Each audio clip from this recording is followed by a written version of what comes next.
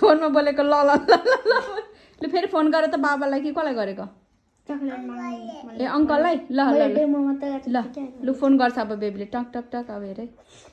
ल अङ्कललाई पो अरे ल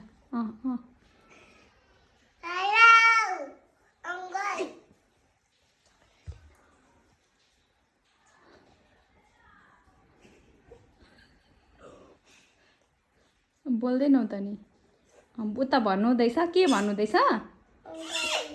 ए ए अङ्कललाई फोन गरेको ल बोल न त छिटो बोल